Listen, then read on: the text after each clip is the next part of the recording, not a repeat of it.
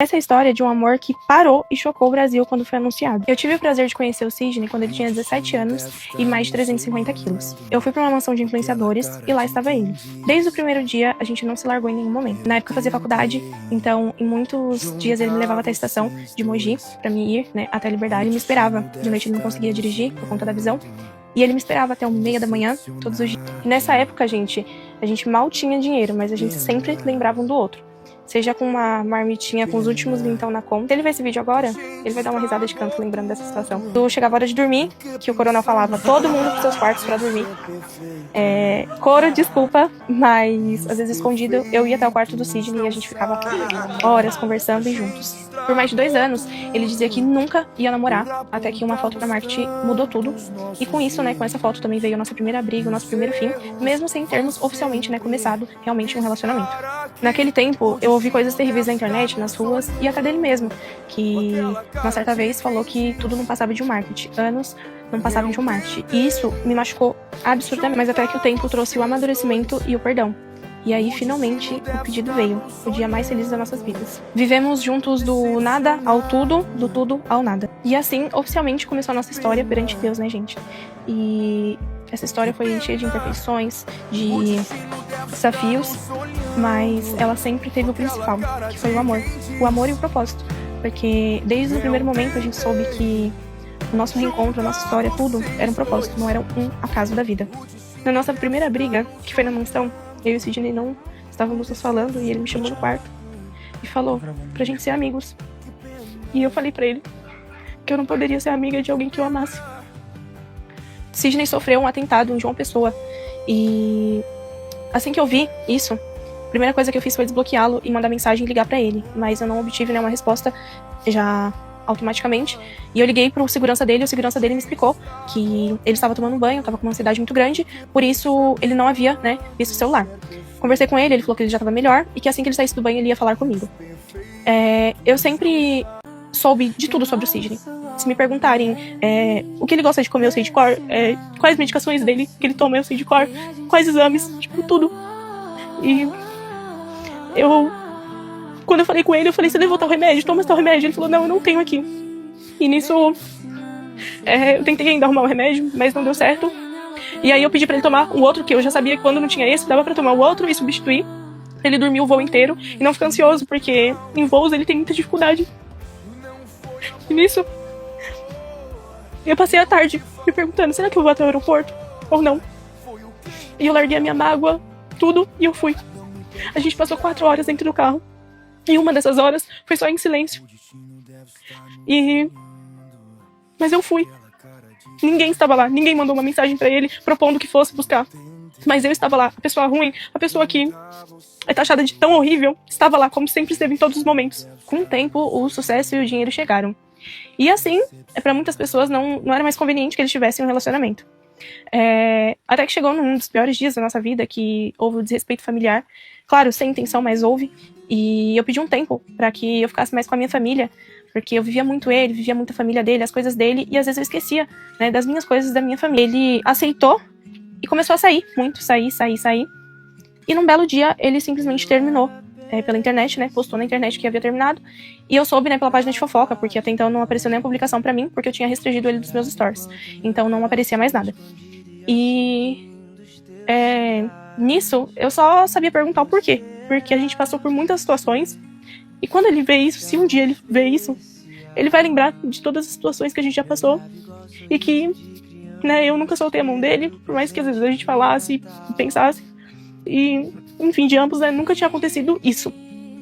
Só que pra mim, acho que a pior situação foi saber, que no mesmo dia do término, que ele havia terminado, ele levou, 4 meninas e um menino junto pra uma viagem pro lugar onde a gente sempre estava em família, o lugar onde ele me pediu em namoro, e levaram essas meninas, do job, e pagou tudo pra elas, e fizeram uma grande festa, porque eu vi vídeos, eu vi tudo, e isso me chateou, porque eu esperava um pouco mais de consideração, e daí foi só ladeira abaixo. É como se Satanás realmente estivesse fazendo um rebuliço nas nossas vidas e querendo que a gente ficasse separados. Depois de meses assim, o Sidney se arrependeu e veio me pedir perdão, E nisso, gente, a gente teve algumas recaídas e Só que, infelizmente, eu tava me afogando nas mágoas que eu não conseguia soltar. Porque a gente passava um tempo bem e depois já não tava bem, porque eu começava a lembrar de todas as situações e começava a chorar, ou começava a xingar, começava a gritar, e eu não conseguia liberar o perdão dentro de mim, entende? Todos esses meses de longe um do outro, né, de separação, eu chorei todos os dias, sozinha, com a minha família, com os poucos amigos que sobraram, né? E quanto pra outros, tudo virava uma piada. Realmente, eu vi quem era quem nesses momentos. Porque situações de mulheres, bebidas, festas, drogas, tava tudo lindo e ok, gente. Tava tudo ok. Ninguém pensou na saúde dele, ninguém pensou em como ele poderia se prejudicar com isso. Antes do rancho, depois de ter desligado o celular com o Sidney há horas, o meu amigo foi até a porta do hotel. Eu desci, nós conversamos um pouco em frente ao hotel e fomos à praia. Lá, a gente deu risada, brincou, enfim, conversou. E assim aconteceu o beijo. Ambos solteiros. Eu poderia ter me feito de sonsa, poderia ter mentido, mas desde o princípio eu escolhi falar a verdade e assumir que realmente eu beijei uma pessoa. No rancho, o convite sempre foi claro. Era a gente tentar, né, se acertar e ficar tudo bem, um respeitar o outro, ou recomeçar, conseguir finalmente recomeçar o nosso relacionamento. A minha única exigência dele, da parte dele, era para que ele mudasse e mostrasse que ele finalmente, né, estava amadurecendo. O primeiro dia na casa da árvore. Foi tudo tranquilo, nós conversamos e, enfim, desabafamos as coisas que tínhamos dentro, né, um do outro. E foi tranquilo como nós combinamos. A questão é que no segundo dia de casa da árvore já não foi assim. Começamos com uma briga, porque eu pedi pra que ele fosse na festa comigo e ele não foi. E isso já me deixou brava, porque eram pautas que a gente tava brigando muito por isso nos últimos tempos, porque me deixava chateada ele aceitar tudo que os outros propôssem pra ele, mas quando era comigo ele não gostava, ou ele não queria ir, ou ele estava cansado. Isso me chateava. Então começou desse jeito, fui pra festa sozinha, até que ele foi me buscar de manhã, nós retornamos, né, pra casa da árvore juntos, e tava tudo bem até então. Até que a gente entrou no banheiro, pediu o celular dele só pra olhar o meu Instagram, só que eu acabei vendo, né, os principais directs, continuando, directs que estavam em cima. E até que eu vi da irmã dele, eu entrei na conversa, não deveria ter feito isso, até porque eu estava alterada assim, e eu entrei na conversa, li as mensagens, e nisso, é como se, tipo, o chão tivesse aberto. Eu não deveria ter tido a atitude que eu tive de ter falado tão rude, enfim. Mas eu fiquei extremamente chateada porque me lembrou de outras coisas. Porque na casa onde eu morava, metade na casa dele e metade na minha. Que a gente sempre tava na casa dele e na minha. Mas eu ficava mais tempo lá na casa dele. Na cama onde eu dormia, na casa onde eu frequentava, na casa onde eu incentivei ele com família, né? E simplesmente aceitaram outra mulher lá. E isso, pra mim, já é o fim. E eu falei pra ele, quando a gente conversou e teve as recaídas, isso tudo sempre tava em pauta. Porque, inclusive, a menina que foi é amiga de um costureiro que fazia, né, roupas pra gente. Enfim, foi traições e facadas de muitas partes. E me deixou muito mais chateada pelas pessoas que eu achavam que era minha família também, terem aceitado isso. E, enfim, isso me trouxe gatilhos. Eu acabei falando coisas que eu não deveria, tipo, expus coisas que a gente tinha combinado que não era pra expor. E, enfim, foi isso. Em todo o nosso relacionamento, nunca houve desrespeito.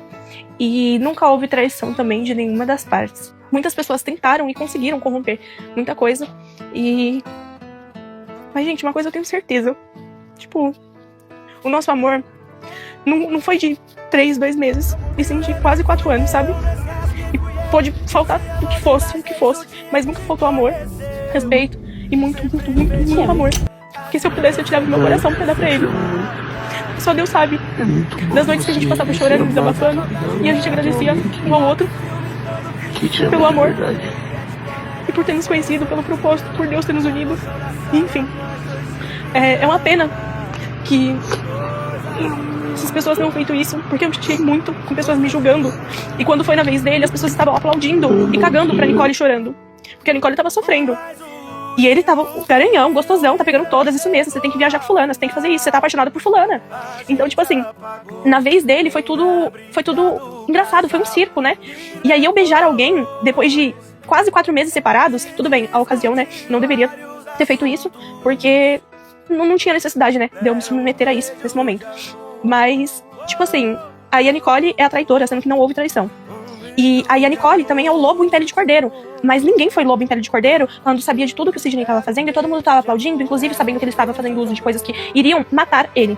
Porque as pessoas sabem da condição, né? Que ele tem saúde, mas não importava, afinal, tava engraçado. Não é com ele, não tô falando que ele é o errado, não. Nós dois fomos errados. Nós tínhamos que ter, nesse momento, se apegado em Deus e ido a profissionais pra gente resolver as coisas ali, eu e ele. Enfim, a minha causa também, que eu vou procurar tratamento, porque eu tenho muita dificuldade com mágoas, de perdão, enfim, isso sempre foi meu. Desde o primeiro dia, primeiro momento que eu e o Sidney começamos a ficar, eu falei pra ele, a única coisa que eu peço pra você é que você não machuque e não minta pra mim, porque de resto eu aguento tudo. E foi isso que ele fez. Então, pra mim realmente foi muito difícil liberar perdão, mas eu tô pedindo muito a Deus. E é isso, gente, pra mim não importa quem tá certo ou quem tá errado. O que importa é que Deus sabe do nosso coração, Deus sabe de quão linda foi a nossa história. O Sidney me conhece, sabe tudo que eu fiz pra ele. Eu conheço o Sidney, eu sei tudo que ele fez por mim, e é isso. E essa foi a nossa história. Foi linda, imperfeita, devastadora. E uma história que chocou o Brasil. Uma história que chocou, literalmente. E pra gente foi a maior experiência de amor das nossas vidas. E hoje a gente segue caminhos diferentes, mas com certeza, gente, que por mais que o tempo passe, a gente sempre vai ser o amor da vida de cada um. E esse é o ponto final de uma história que nunca vai ser apagada. Assim foi, esses 4 anos de história, quase 4 anos, né? Ainda não completaram 4 anos, mas foram quase 4 anos. E o que importa é que foi uma história linda, gente. Linda, de um amor mais puro, mais genuíno. E que ele sabe, mesmo diante de tantas pessoas falando coisas ruins pra ele fazer coisas erradas pra ele, né? Enfim, ele sabe o que cada um foi pra vida do outro. Então é isso, espero que vocês tenham entendido tudo certinho. E isso só foi pra contar um pouco da história que ninguém nunca contou, que nunca foi interessante contar. Só foi interessante julgar a Nicole na internet e falar o quanto ela era ruim. Mas ninguém tava lá quando o Sidney precisava de uma medicação, ninguém tava lá quando ele precisava de um carinho, ninguém tava lá nos momentos que ele não tinha dinheiro, ninguém tava lá quando ele tava em desespero. Então, pra mim, realmente não me importa, porque tudo que a gente pôde dar de melhor um pro outro foi entregue. Então, é isso. E outra coisa muito importante, essas pessoas que estão contando mentira, fazendo gracinhas sobre a dor do outro, né, de 2 pessoas, que vocês não vão sair impunes. Eu já comuniquei várias pessoas aqui pro meu advogado, que estão me caluniando, falando que eu transei, que eu fiz isso, que eu fiz aquilo, e isso nunca aconteceu. Então é isso, a gente se encontra, né, no tribunal, e aí vocês vão provar as coisas, as mentiras que vocês estão falando, porque essas coisas nunca aconteceram, vocês estão colocando detalhes íntimos de coisas que nunca aconteceram. Então é isso, só deixando esse recado aqui pra vocês. E parem de contar mentiras em troca de like, porque isso é ridículo.